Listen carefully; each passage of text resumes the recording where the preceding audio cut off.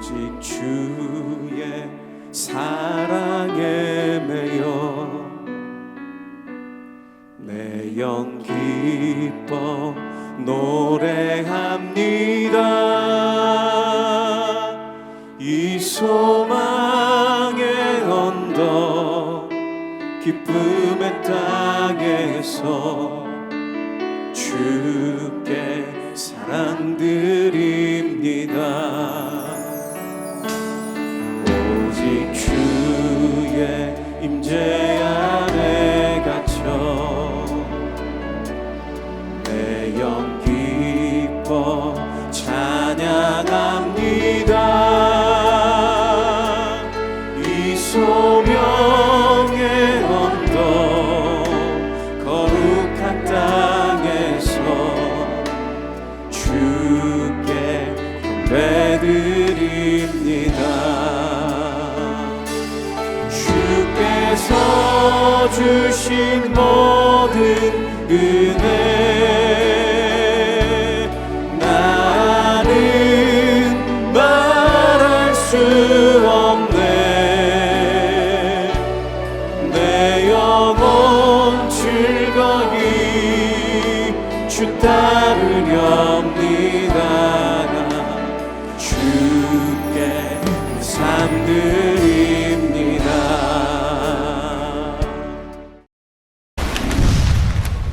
서머나 교회의 사자에게 편지하라. 처음이며 마지막이요 죽었다가 살아나신 이가 이르시되 내가 네의 환난과 궁핍을 알거니와 실상은 네가 부요한 자니라. 자칭 유대인이라 하는 자들의 비방도 알거니와 실상은 유대인이 아니야 사탄의 회당이라. 너는 장차 받을 고난을 두려워하지 말라. 볼지어다 마귀가 장차 너희 가운데에서 몇 사람을 옥에 던져 시험을 받게 하리니 너희가 10일 동안 환난을 받으리라. 네가 죽도록 충성하라. 그리하면 내가 생명의 관을 네게 주리라. 귀 있는 자는 성령이 교회들에게 하시는 말씀을 들을지어다. 이기는 자는 둘째 사망의 해를 받지 아니하리라.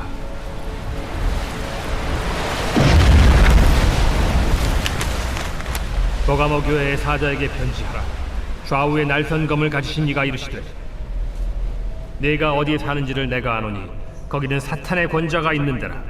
네가 내 이름을 굳게 잡아서 내 충성된 증인 안디바가 너희 가운데 곧 사탄이 사는 곳에서 죽임을 당할 때에도 나를 믿는 믿음을 저버리지 아니하였도다.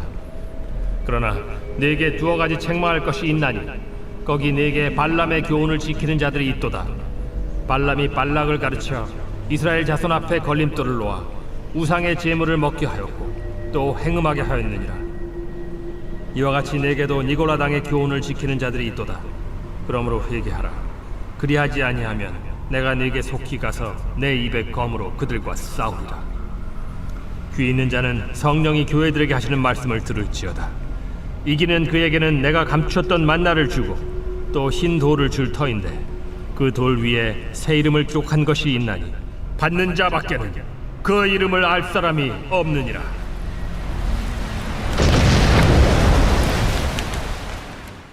얼마 전 한 자동차가 서울에서 기찻길로 진입하는 사건이 일어났습니다. 자동차가 갑자기 기찻길로 들어서더니 달리기 시작하는 장면을 본 시민이 경찰에 신고를 하면서 잡혔는데요. 거기에는 만취한 20대 여성 운전자가 타고 있었습니다. 경찰이 운전자에게 왜 철도로 진입했는지를 물어보니까 여성이 했던 말이 여기가 도로 아니었어요. 이렇게 대답을 했다고 합니다. 당시 이 여성의 혈중 알코올 농도는 면허 취소 수준이었다고 합니다. 왜 이 운전자는 위험천만하게 기찻길로 들어가서 운전을 했을까요? 음주가 문제였죠. 알코올로 인해서 분별력이 떨어지자 기찻길을 도로라고 착각하고 진입하고 만든 것입니다. 술이 너무 취하다 보니까 덜컹거리는 길도 인식을 하지 못하고 내가 잘못 가고 있다는 것자 알지 못했던 것이죠. 만일 지하철이 달려왔다면 얼마나 큰 사고가 났을지 정말 끔찍한데요. 신앙생활도 이와 같습니다. 우리가 정신을 똑바로 차리고 깨어 있으면 하나님 앞에서 바르게 갈 수 있습니다. 하지만 우리가 분별하지 못하고 깨어 있지 못하면 나도 모르는 사이에 잘못된 길로 들어가게 되는 것이죠. 그리고 그 결과 큰 사고가 날 수 있습니다. 오늘 두아디라 교회에 말씀하시는 예수님을 통해 바른 분별력이 얼마나 중요한지를 깨닫고 끊임없이 우리를 유혹하는 세상 속에서 믿음으로 승리하시는 성도님들이 되셨으면 좋겠습니다. 먼저 오늘 본문은요, 두아디라 교회를 향해서 예수님이 칭찬과 책망을 동시에 하고 있는 장면을 보여주고 있습니다. 먼저 19절입니다. 내가 내 사업과 사랑과 믿음과 섬김과 인내를 아노니 내 나중 행위가 처음 것보다 많도다.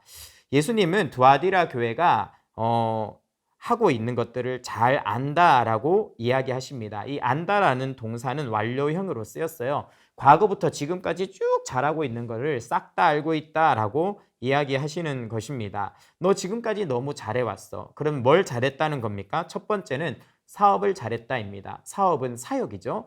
행위적으로 주님을 잘 섬긴 것입니다.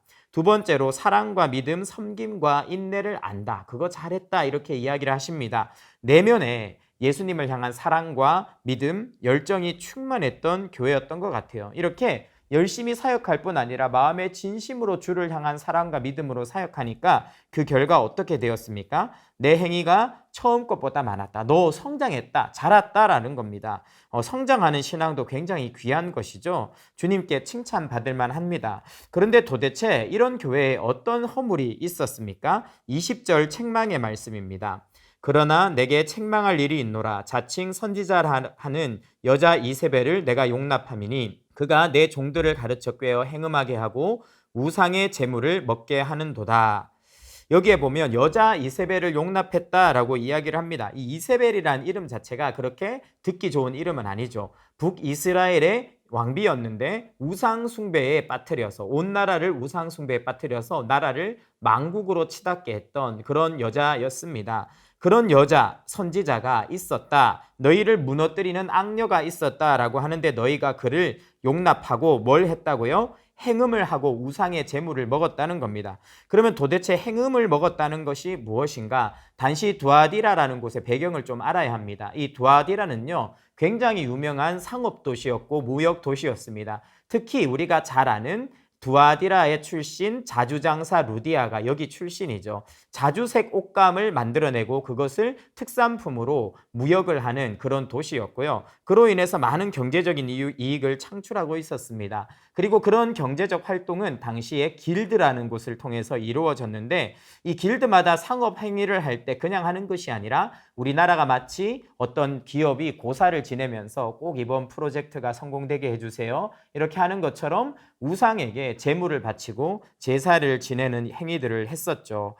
이런 행위에 동참하지 않는 크리스찬들은 굉장한 어려움을 겪을 수밖에 없었습니다. 왜냐하면 그들과의 교류가 안 된다는 것, 사업하는 사람이 교류가 안 된다는 것은 거의 어려워지는 것이거든요. 그런 길드에 들어갈 수가 없게 되고 공식적인 경제 활동을 할 수 없게 되는 그런 상황들이 되는 것이었죠. 그래서 우상의 재물을 나누어 먹었다라는 게 뭐냐면요. 그 길드에서 먹고 살기 위해서 경제적으로 부유함을 누리기 위해서 너희가 그런 우상의 숭배 과정에 동참을 하고 그 음식까지 나눠 먹으면서 아무렇지도 않게 교제한 것, 이것이 너희의 잘못이고 영적인 행음이다라고 예수님께서 지적을 하시는 것입니다. 두아디라 교회는 칭찬받는 교회였지만 생존의 문제 때문에 이세벨의 잘못된 가르침을 받아들이면서 나는 돈을 벌기 위해서, 가정을 책임지기 위해서는 이건 어쩔 수 없는 거야 라고 생각하면서 타협을 했던 것, 이것이 바로 두아디라 교회의 어려움이었고요. 그러면 이런 두아디라 교회는 이제 희망이 없는 것일까요? 오늘 예수님께서는요, 두아디라 교회를 향해서 해결책을 제시하십니다. 그것이 뭐냐면 지성적인 신앙과 회개입니다. 주님은요, 그렇게 꾀임에 넘어가서 범죄한 두아디라 교회에게 말씀을 주고 계시는데 첫 번째 말씀이 지성적 신앙으로 가르침을 분별하라는 거였어요. 이들의 근본적인 문제의 원인은 이세벨의 꾀임에, 잘못된 교리에, 잘못된 가르침에 넘어간 것이었습니다. 하나님을 향해서 행위도 많았고 열심히 섬겼고 마음의 사랑과 열정과 믿음도 충만했는데 지식적으로 하나님 말씀 중심으로 상황을 판단하지 못하고 분별하지 못하니까 큰 문제가 생겨버린 그런 상황이었어요. 말씀으로 충분히 무장된 지성이 없었다는 겁니다. 그래서 오늘 우리가 이 말씀을 보면서 중요하게 교훈을 얻어야 되는 것이 무엇입니까? 신앙생활에는 의지적인 행위도 중요하고 감정적인 열정도 중요하지만 지성적인 준비도 중요하다. 바르게 말씀을 알고 교리를 알고 분별하는 것이 너무나 중요하다라는 것입니다. 사실 이 시대에는요, 그리스도인들을 맹신자, 광신자처럼 생각하는 경향이 있어요. 드라마나 어떤 영화를 보면 크리스찬들이 어떻게 등장합니까? 맥락 없이 상황 상관없이 뭐 할렐루야 아멘 하면서 희희낙낙한 그런 약간 무지성 집단처럼 비춰지는 장면이 생각보다 많이 나옵니다. 그런데 그렇지 않아요. 기독교는요, 굉장히 지성적인 종교입니다. 하나님에 대한 지식을 강조합니다. 그리고 사람에 대한 지식을 강조하죠. 신학과 인문학이 기독교 안에는 다 들어 있습니다. 그리고 이 지식은 진리예요. 어떤 지식보다도 정확하고 분명한 변하지 않는 진리를 성경은 우리에게 끊임없이 전하고 있습니다. 우리가 그것을 배우고 익힐 때 바른 기독교적인 세계관을 가질 수 있고 시대의 가르침을 분별할 수 있고 때로는 거스를 수 있는 힘을 갖게 되는 것이죠. 이 시대도 계속해서 이세벨의 가르침들이 우리를 위협하고 있습니다. 진화론이 우리 아이들의 마음을 잡아먹고 있습니다. 하나님이 없다는 가르침이 과학이라는 이름으로 잘못 포장되어서 수많은 사람들을 회의하게 만들고 무신론자로 만들고 있죠. 인권이라는 이름으로 성을 왜곡합니다. 동성애라든지 수많은 잘못된 젠더에 대한 가르침들을 인권이라는 포장해서 사람들한테 가르치고 강요하고 그것을 법적인 제도화까지 추진하고 있죠. 그리고 자본주의 시대에 가장 달콤한 이세벨의 가르침은 돈이 아닌가 하는 생각이 듭니다. 돈을 많이 벌 수 있다면, 일확천금을 할 수 있다면, 경제적 자유를 얻을 수 있다면 이렇게 하라라는 수많은 가르침들이 난무하며 우리 믿는 사람들의 마음속에도 자족과 그리고 하나님께서 주시는 것에 감사하고 찬송하는 영성보다는 내가 더 많은 것을 가지기 위해서 몸부림치는 그런 자리로 나아가는 기복주의적인 신앙으로 나아가는 어려움을 만들고 있는 것이죠. 그럼 어떻게 해야 됩니까? 하나님은 이렇게 말씀합니다. 지성적인 신앙으로 분별해야 되고 회개하고 돌이켜야 된다. 너희가 실수했다면 회개하고 돌이켜라 이렇게 말씀을 하십니다. 근데 주님이요, 회개하고 돌이키라고 할 때 용서할 준비가 너무 많이 돼 있으세요. 왜냐하면 주님의 용서의 스케일이 엄청나게 큽니다. 21절입니다. 또 내가 그에게 회개할 기회를 주었으되 자기 음행을 회개하고자 하지 아니하는도다. 저 같으면요, 다 용서해도 이세벨만큼은 용서하지 않을 것 같습니다. 교회를 넘어뜨린 원흉이잖아요. 근데 하나님께서 이세벨도 회개하면 용서하시겠다 이렇게 이야기합니다. 그리고 또 뭐라고 합니까? 이세벨과 더불어 간음한 자들 너희도 회개해라 라고 하나님께서는 본문에서 이야기하셨어요. 하나님의 사랑의 크기는 우리의 상상을 초월합니다. 이런 거랑 비슷해요. 내 배우자가 바람을 피웠습니다. 그런데 내 배우자를 용서하는 것뿐 아니라 내 배우자를 꼬드긴 상간남, 상간녀도 나는 함께 용서한다. 너희가 잘못을 뉘우치기만 한다면 이렇게 말하는 것처럼 주님의 용서와 사랑의 크기는 너무나 큰 것이죠. 돌이키기만 하면 우리 주님은 용서하십니다. 주님께서 용서하지 못할 사람은 없다. 이것이 오늘 성경이 이야기하는 말씀입니다. 그리고 그렇게 회개할 때 우리는 새로운 삶의 기회를 받게 되죠. 그런데 회개하지 않을 때 어떤 일이 일어납니까? 22절입니다. 볼지어다 내가 그를 침상에 던질 터이요 또 그와 더불어 간음하는 자들도 만일 그의 행위를 회개하지 아니하면 큰 환난 가운데 던진다. 여기 보면 이렇게까지 내가 다 용서할 준비가 돼서 용서하라고 하는데 너희가 회개하지 않으면 주님이 어떻게 한다고요? 너희를 침상 가운데 던지겠다라고 합니다. 여기에 나오는 침상의 원어를 보면요, 침대를 의미하기도 하지만 병상, 그리고 죽은 사람을 싣고 다니는 들것도 이 똑같은 단어로 이야기를 하고 오히려 성경의 용례를 보면요, 두 번째, 세 번째 용례가 더 많다는 것을 알 수가 있습니다. 그러면 이 침상에 던진다는 게 무슨 말입니까? 너희가 회개하지 않음으로 말미암아 고통의 병상에 던져진다는 것이에요. 너희가 회개하지 않으면 너희에게 남아있는 것은 자유롭고 정말 그 이세벨과 타협했기 때문에 누리는 경제적인 삶이 계속 부유하게 주어지고 이런 것이 아니라 너희는 병들 거고 아플 거고 삶이 무너져 내릴 거다라고 주님이 경고를 하시고 심지어 너희가 죽은 자를 들고 나가는 그 들것에 실려서 나가게 될 것이다. 결국 너희가 죄를 회개하지 않고 이대로 끝까지 가면 자유와 행복이 주어지는 것이 아니라 죽음밖에는 당할 것이 없다라고 주님께서 경고를 하고 계시는 것입니다.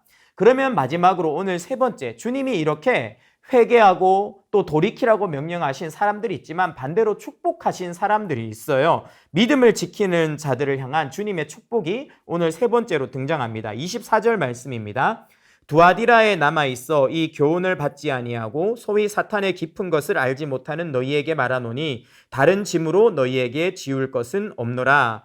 믿음을 지켜낸 사람들이 있었어요. 이들은 이세벨의 교훈을 거부했습니다. 그리고 사탄의 깊은 것을 알지 못한다. 현대어 성경 같은 걸 보면 좀 유익합니다. 사탄의 깊은 계략에 물들지 않았다. 이런 사탄의 꾀임에 넘어가지 않고 끝까지 믿음을 지킨 너희에게는 내가 짐을 더 지울 것이 없다라고 말합니다. 바꾸어 말하면 너희는 이미 충분히 믿음의 짐을 지고 있다는 거예요. 그럼 도대체 이들은 어떤 믿음의 짐을 지고 있었을까요? 믿음을 지킨 대가가 무엇이었을까요? 많은 어려움들이 실제로 있었을 것이라고 봅니다. 왜냐하면 경제활동을 할 수 없었거든요. 길드에 소속될 수 없었기 때문에 돈을 벌어들일 수 없었고 수많은 가장들이 믿음을 지키려면 이런 가족들이 굶주리고 실직하는 문제와 직면을 했어야 했습니다. 큰 고통이었을 거예요. 사회적으로도 고립되었을 겁니다. 거기에서 우상 숭배하고 같이 돈 벌면서 뭐 골프도 치러 다니고 온천도 다니고 뭐 그렇게 관광도 다니고 그래야 되는데 근본적으로 우상 숭배하는 것을 중심으로 한 교제에 가지 않으니까 사회적으로 고립이 되고 왕따를 당하고 내가 잘 되면 공격을 당하는 그런 일까지도 일어났을 것이라고 봅니다. 하지만 그런 짐을 지고 믿음 때문에 내가 치러야 될 대가를 지고 가는 자들에게 주님이 이런 축복을 약속하세요. 25절부터 28절인데요. 주님이 뭐라고 약속하셨습니까? 너희가 이것을 끝까지 굳게 잡아라. 흔들리지 말고 꽉 잡고 나를 따라와라. 그러면 이기는 자에게 만국을 다스리는 권세를 줄 거다. 지금은 너희가 가난한 것 같고 궁핍한 것 같고 세상에서 왕따 당하는 것 같고 외톨이고 그렇지만 그렇지 않다는 거예요. 믿음으로 꽉 붙잡고 따라오면 그 끝은 통치다. 내가 너희를 통해서 이 땅을 다스릴 거고 너희와 함께 이 땅을 다스리겠다. 역전의 시간, 반드시 역전의 시간을 허락해 주겠다. 내가 살아있음을 보여주겠다라고 주님이 약속을 하시는 거죠. 믿음의 싸움에 우리가 희망을 가질 수 있는 이유가 여기에 있습니다. 반드시 카운터펀치 한 방이 있습니다. 우리가 믿음으로 가다가 어려움 당하고 고난 당할 수 있어요. 그런데 주님이 살아계시고 주님이 보고 계시고 주님이 역전시키십니다. 우리가 반드시 믿음으로 승리하는 그날은 온다. 오늘도 믿음으로 짐을 지고 가고 계시는 성도님들 계십니까? 오늘 주님의 약속이 여러분의 것입니다. 주님은 나를 통해서 이 땅을 통치하실 거고 하나님의 능력을 나타내실 거다. 꼭 기억하시고 힘을 내셨으면 좋겠고요. 두 번째로 28절에서 주님이 뭐라고 약속하십니까? 내가 또 그에게 새벽별을 주리라 이렇게 약속합니다. 여기에 새벽별을 준다라는 새벽별은 예수 그리스도의 상징입니다. 내가 너와 함께 하겠다. 네가 믿음으로 고난받을 때 너는 혼자가 아니다. 나도 너와 함께 가고 있다. 내가 너를 붙들어 주겠다. 나의 임재를 너에게 허락해 주겠다라고 주님이 약속하시는 것이죠. 말씀을 정리하도록 하겠습니다. 두아디라 교회의 모습은 우리와 닮아 있습니다. 주님을 열심히 섬기기도 하고 주님을 사랑하고 믿기도 하는데 어떤 한 부분이 늘 부족해서 넘어지고 실수하는 우리의 모습과 얼마나 많이 닮아 있는지요. 사탄은 우리가 어디가 약한지를 압니다. 그게 지성이든 우리의 감정이든 의지이든 사탄은요 우리가 약한 곳을 기가 막히게 알고 파고들고 공격하는 존재로 우리에게 다가옵니다. 그렇게 해서 우리가 늘 넘어지면요 마음이 괴롭고 슬픕니다. 죄책감, 내 자신에 대한 실망, 그리고 내가 정말 예수를 믿는 사람인가 이런 마음조차도 우리에게 들어올 때가 있죠. 그런데 그때 주님께서요 뭐라고 하십니까? 우리가 회개하면 살 수 있다고 말씀하십니다. 왜냐하면 내가 그런 너를 위해서 십자가를 지었기 때문이라고 말씀하시는 거죠. 오늘 두아디라에 등장하신 예수님을 보세요. 그분은 사랑과 공의가 충만한 분이셨습니다. 그분은 빛난 불꽃 같은 눈을 가지고 사람의 중심을 깨트려 보시며 죄를 아셨지만 또 동시에 주석 같은 발을 가지고 죄인을 짓밟으시는 그런 강력한 심판을 행하는 분이었지만 그 불꽃 같은 눈과 주석 같은 발로 다가오셔서요, 이세벨조차도 회개하라고 말씀해 주시는, 그 곁에서 죄인들을 끝까지 붙들어 주시는 사랑과 공의가 하나 되어 있는 그리스도로 등장합니다. 그리고 예수 그리스도의 이 사랑과 공의의 조화는 십자가 위에서 완전하게 이루어졌습니다. 십자가는요, 온 인류의 죄를 묵과하실 수 없는 하나님의 불붙는 공의가 드러난 장소입니다. 예수님이 눈이 불탔던 것처럼 죄에 대한 불붙는 하나님의 눈으로 하나님이 이 땅의 죄를 직시하시고 예수님을 심판하셨던, 십자가 위에서 진노로 심판하셨던 그 모든 하나님의 공의가 이 단단한 주석과 같은 발로 역사한 곳이 십자가입니다. 그런데 동시에요, 사랑이 나타났어요. 예수님의 십자가에는 하나님의 사랑이 드러나 있습니다. 내 아들을 내가 제물로 삼아 죽이기까지 내가 너희를 사랑한다 라는 그 메시지가 십자가에는 충만한 것이죠. 그래서 예수님께서, 죄 없으신 그분께서 우리의 모든 죄를 안고 십자가에서 돌아가심으로 우리를 향한 하나님의 사랑과 공의가 십자가 위에서 한꺼번에 이루어지는 놀라운 역사가 우리가 알고 있는 복음의 역사입니다. 우리는 십자가를 보면서 깨닫습니다.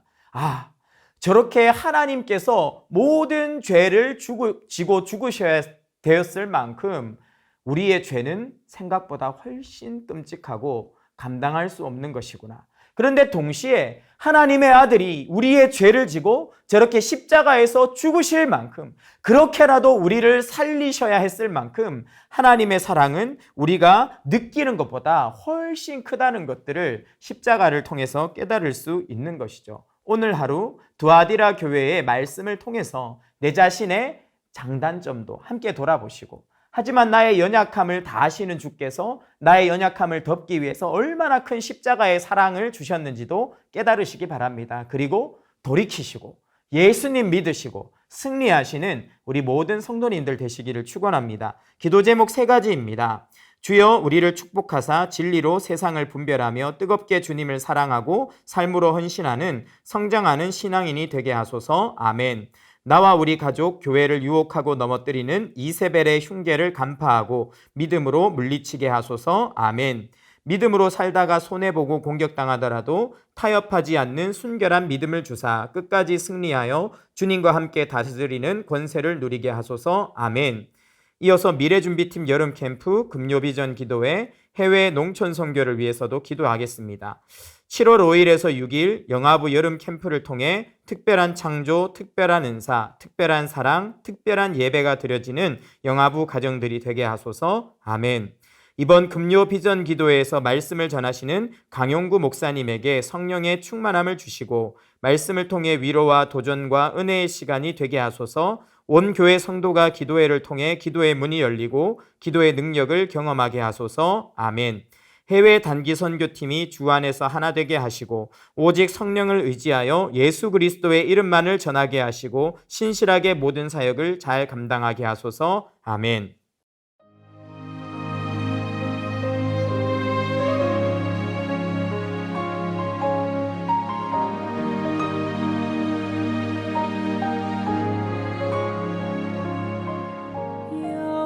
여호와는 나의 목자시니 내가 부족함 없으리. 푸른